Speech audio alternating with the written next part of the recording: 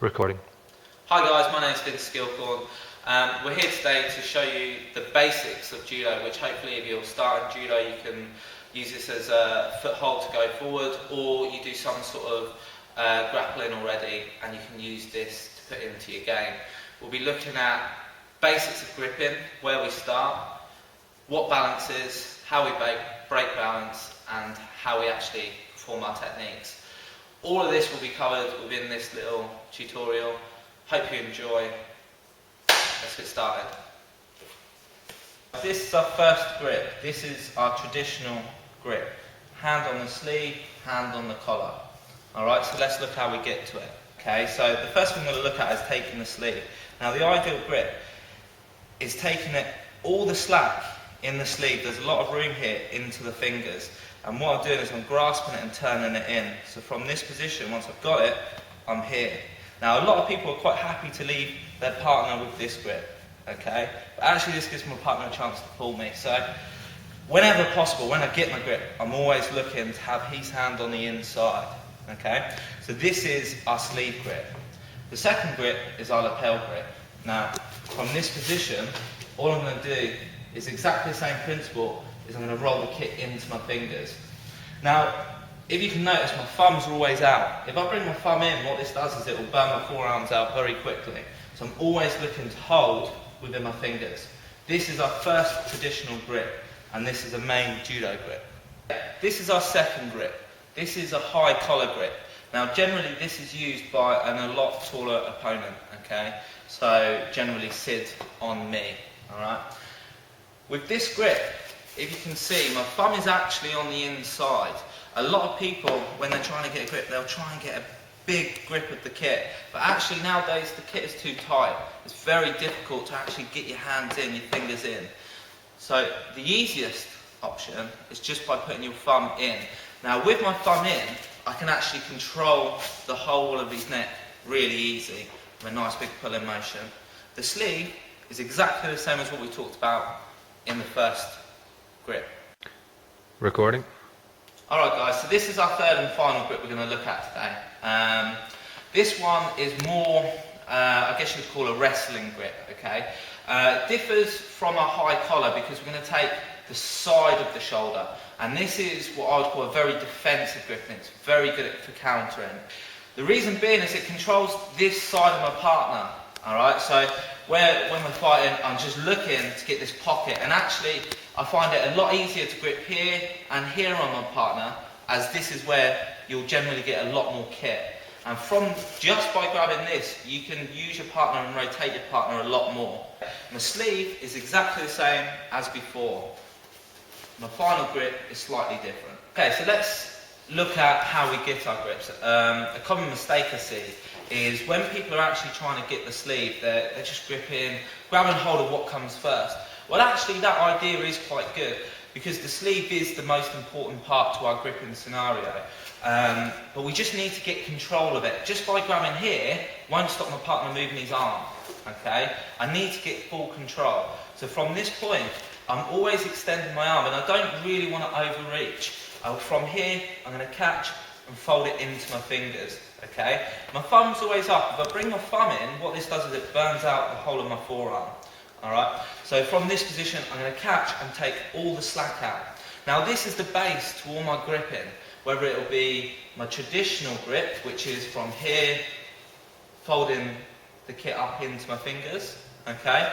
So from here in this position, this is where I get a lot of control, and this is actually my favourite grip, okay?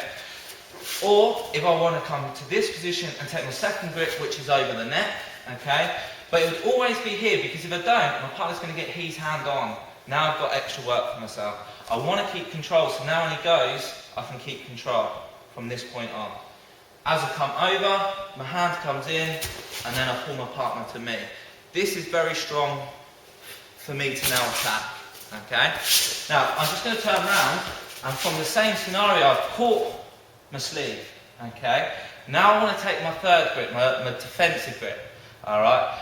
I only call it defensive because it's very difficult for my partner to attack me when I do this, but it's a very, very wrestling style technique. So from here, once I've caught, I'm just going to reach over and pull this side down to here.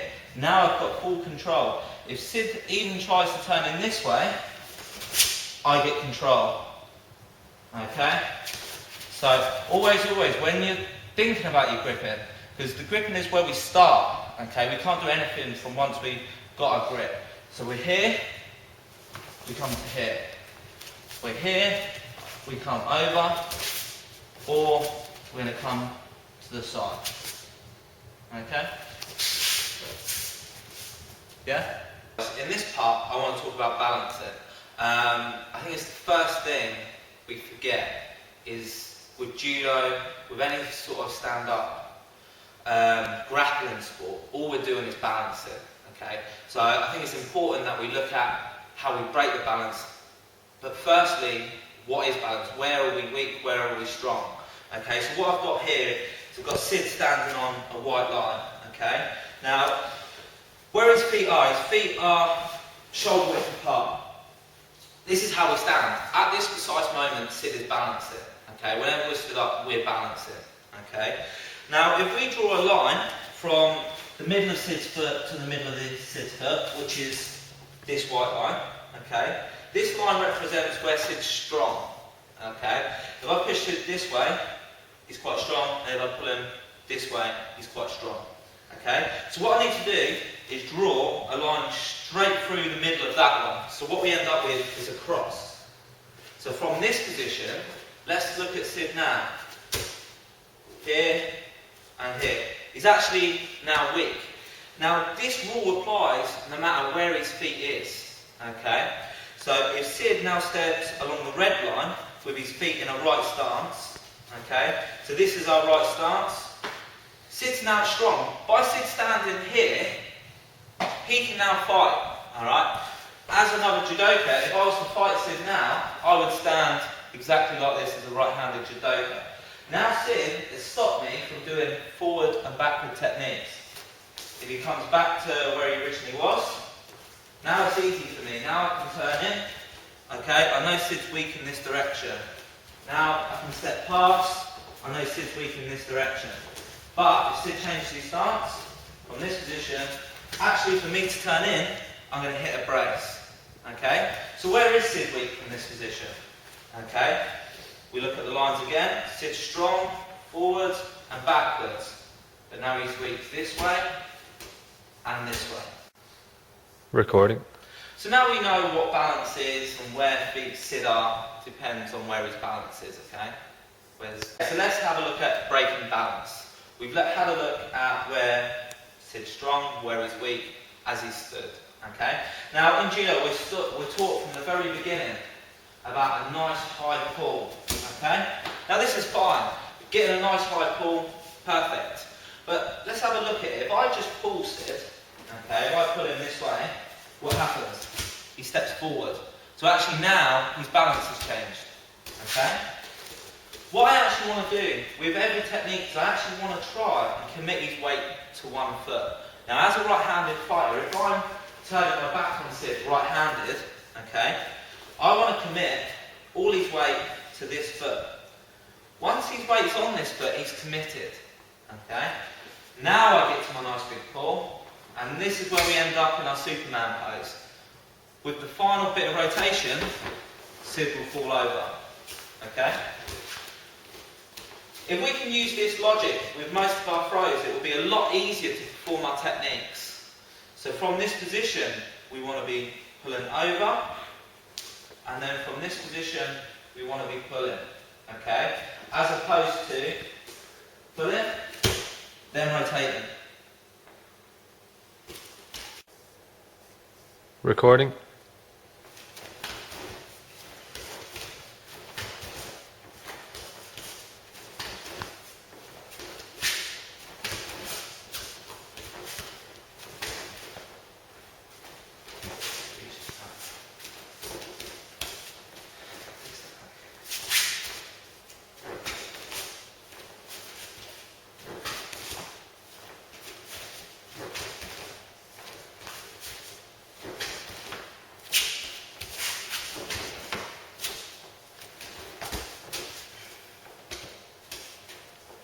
in this bit we're going to look at turning our backs. Now, this is most probably the hardest thing for people starting judo, trying to do a bit of judo to cross-train, or just interested in judo. It's the hardest thing to build up confidence. That's what you've got to remember what judo is, it's confidence. So we're going to look at a real easy way to build up that confidence. A judo turn, there's hundreds of techniques. So we want to try and break it down to really a real simple movement that you can practice over and over again to build up that confidence, so when you actually come to learning your techniques, it comes very easily. Okay? Now, I always try to get all my students to use this method. I call it the cross method. It's really good for you guys to see where your feet are going, to understand where your feet are going. But also, if you're in a dojo, in a gym, it's easy for your instructor to see what you're doing from across the room. It's a very good reference point for me. If I'm just turning in a square, it's very difficult. If I'm here just turning, it's very difficult to see where I'm standing at all. You can't get any sort of reference points. But just by applying these lines in front of you, you can get a really easy grasp of what's going on. So whenever we start, we always want to try and make it a mirror image.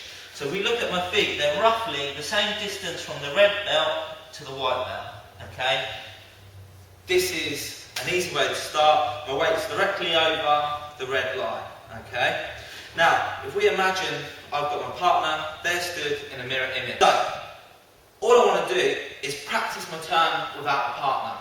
I need to know exactly where I'm stepping. So step one, as a right-handed fighter, I step with my right foot into the square that's in front of my left. Okay? Now, both my feet are at 45, so is my body. With my second step, I'm going to go to the square beside my right foot. This time, I want to really exaggerate my turn. So from here, I'm turning nearly the full way round. Now, my final step is the most important. I lift up and I put down. It's really important not to pivot, because that final step is the one that will change when you change your techniques. Okay?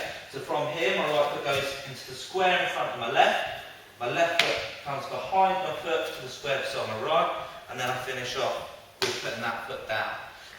I am now roughly where I started. Recording?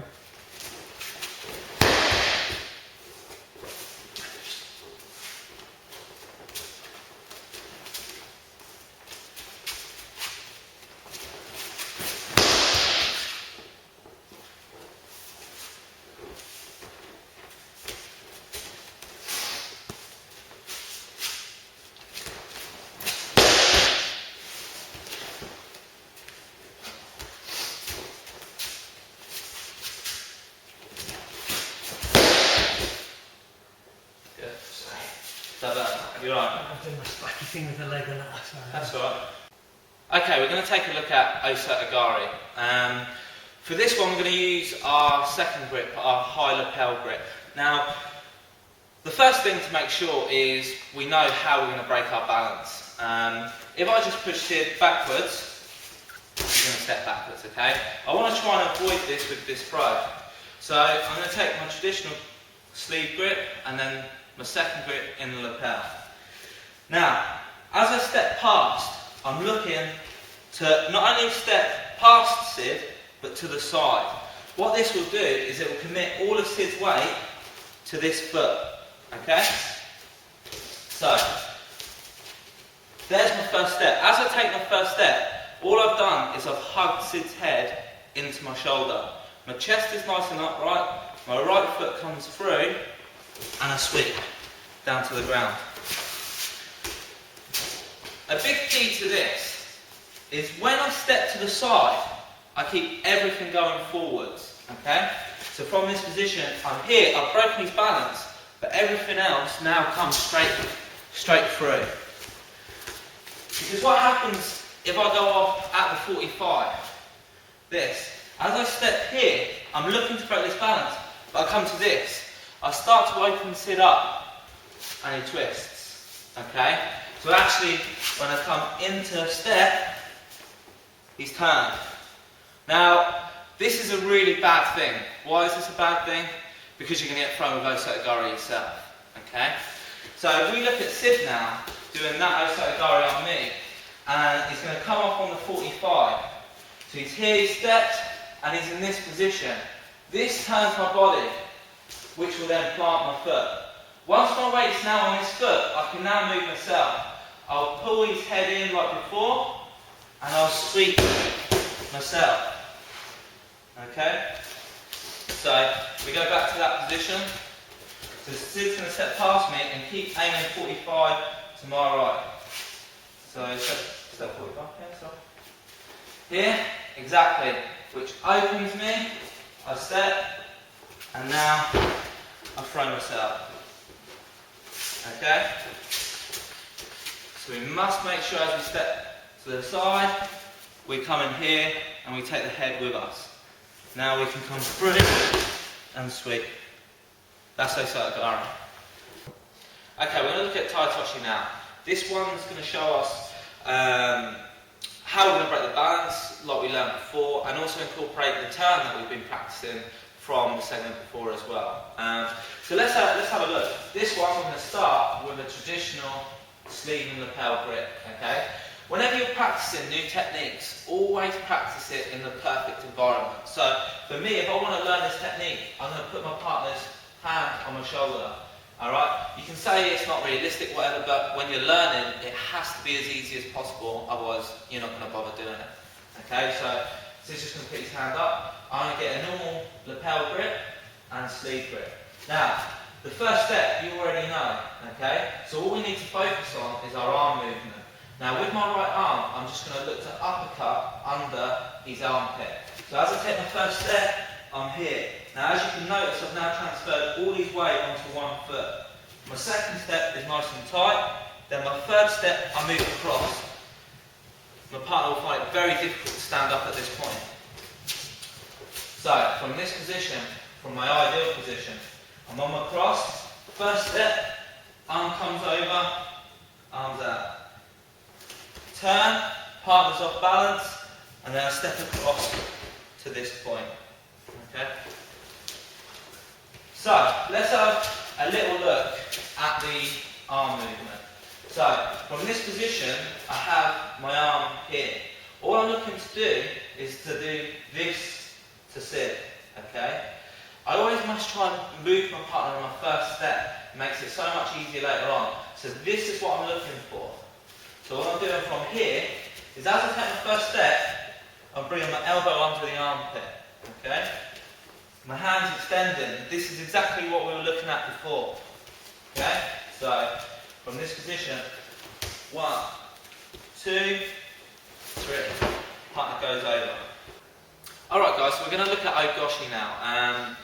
A fairly traditional technique, everybody knows how to do it. Let's just try and apply some of the principles we've learned earlier to this technique.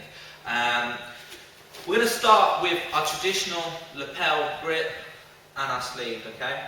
Now traditionally, every time I've seen this taught, we know the steps, we've learned the steps already. We go in, we grab the belt, we turn, and what actually happens is my shoulder is now left behind, okay?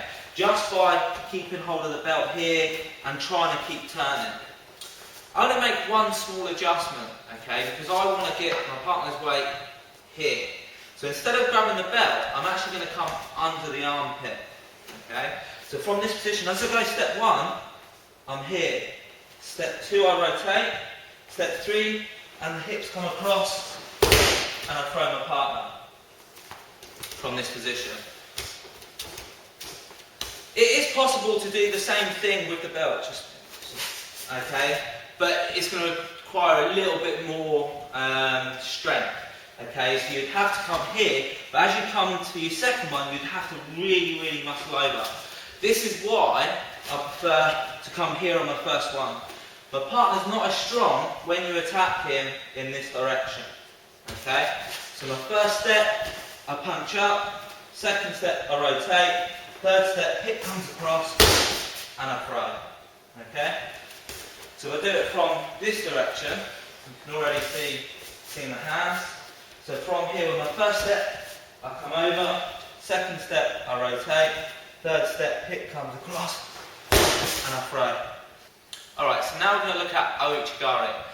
And we're going to look at how I got interested in Gari. A lot of people see it as a direct attack. You just aim backwards and you drive through your partner. The way I like to think about it, as it's a reactional attack. Maybe you've got a very good Ippon-Seoi-Nage, Tai-Otoshi, Uchimata, any sort of forward throw. During the fight you might throw your partner with this throw. Now they're worried about you turning your back. So as a natural reaction they start to jigotai, they start to brace backwards. Okay, so I need my partner to believe that that's what I'm going to do, I'm going to turn him forwards. So knowing this, my first two steps has to be believable that I'm going to turn my back. So my first two steps when looking at Gari is the same as if I would turn my back. So it would be my right foot comes across and my left foot comes behind. Okay, this is like my trigger. Okay, this is where my partner starts to believe. I'm going to take a traditional sleeve and lapel grip again. Okay, so what I really want to do is I want to make my partner believe. So with my first step, I start to pull. But notice with my first step, I'm not knocking his balance over. Okay, I'm actually pulling it. This is what he wants to believe is the motion that I'm going to turn my back. Okay, so just by pulling him forwards, where he could take a step forward, he decides to drop his weight backwards. Okay, so with my first step, I go 1 here, 1, 2, and I'm in. Okay. 1, 2, and I'm in. Now, the major difference, how you can tell whether I'm turning or not, is my body positioning. If I was turning all the way in, by my second step, I would be rotated. I'm not rotated, I'm staying with my first step, okay? Now, my chin is beside his right shoulder, okay? This is really important, because now as I come to here, and I want to switch this leg, okay, I can keep pressure on. If I open up to this side, Sid can turn and throw me, okay? So from this position, 1, I start to pull, 1, 2, there. All my weight's still going through Sid, and a sweep, okay?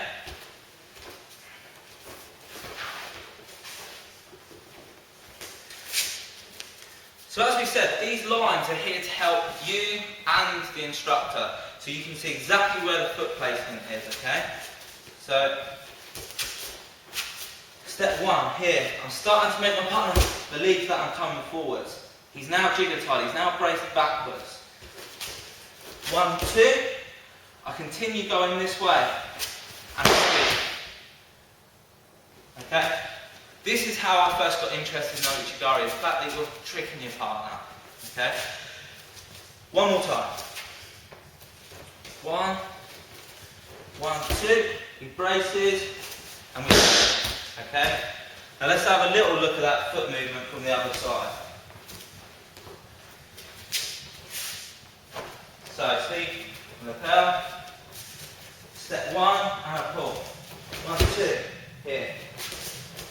1, 2, there, and we sweep. Alright, so now we're going to look at Haragoshi. Now, this is a massive technique if done right. You know how to do your turn, you know there's 3 steps. The only adjustment is your third and final step. So we'll have a look at that bit in a minute. We need to first look at how we're going to break our balance. We know that we've got to move our partner to the side, and then we've got to bring him on. Okay? So this one works best with a nice high lapel grip. But I'm only keeping there for a moment. As I take my first step, I'm going to quickly change. Because remember with the Ogoshi that we moved across. Okay? We need this to happen again. As I step, I'm going to reach over. As I reach over, I now start to bring his head with me. So with my first step, I'm stepping over to here. My second step, I now turn. Now he's off balance. For me now, all I need to do is my third and final step, which is push backwards. Okay? So, from here, okay. So, as I step, I'm going to reach over his back. Don't get too bogged down with keeping your hand in. Okay? It takes a lot of years to get really good at this sort of manipulation. From here, we step over, and we just look through his lat muscle. Step 2, we turn, and then step 3, stretch, throw my partner. Okay? So now let's have a look from this. Now we've got the arms nailed.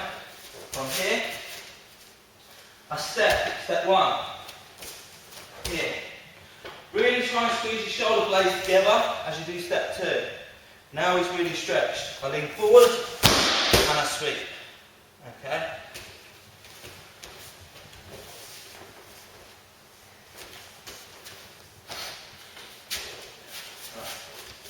Okay, so from here, step one, really looking to get that weight over. Step one, step two, nice and upright. Step three. Okay, so we're going to look at this third grip now, and our partner maybe hasn't attacked us as strongly, hasn't broken our balance like we talked about previously, and we're going to look at the benefits of this grip and how we can use it to actually throw our partner. Okay, so as we said before, the grip is more on the side. It's not over the back. We're not controlling the head. We're controlling the whole of this shoulder. And the other hand just has a sleeve. It's not as important, this hand, because we have this whole side tied up. Okay, so my partner's just going to turn in, maybe haragoshi, ogoshi, whatever. But we're going to look at the importance of this control on this shoulder now as my partner turns. So as he turns here, I hug. As I hug, I was standing square. I just changed my weight ever so slightly on my left. Okay? This makes a massive difference. As you can see, my partner is already off balance. If I was to let go, he would fall over. Alright, I'm not going to do that. From here. So, I've got control. My partner turns in from this position here. Okay? Now all I have to do is walk. And he'll come over. The key to getting successful at this grip is to actually not grab as strong. If I'm on the side here and I'm really strong and pulling down, my partner feels pressure, okay? My partner feels vulnerable, thus not attacking. So from this position, as he turns, I'm nice and loose. I allow him that freedom until he starts his movement. Now from this position, I'm just going to move behind and take him over, okay? That's your basic technique. Let's have a look at something possibly a little bit bigger. Okay? So from here, my partner comes in. From here, boom. I've stopped this now. Alright? With my free hand, all I'm going to do is I'm going to reach down and pick him up to this point. Okay? Tiguruma. So, from this point, nice and loose. I'm still transferring my weight over, okay? This is really important. If I allow my weight to stay on the right, it gives my partner to carry on driving.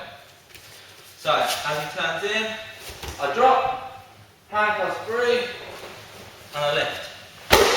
Now when your hand's down, there's no need to grab anything, okay? You can just leave it there as a brace.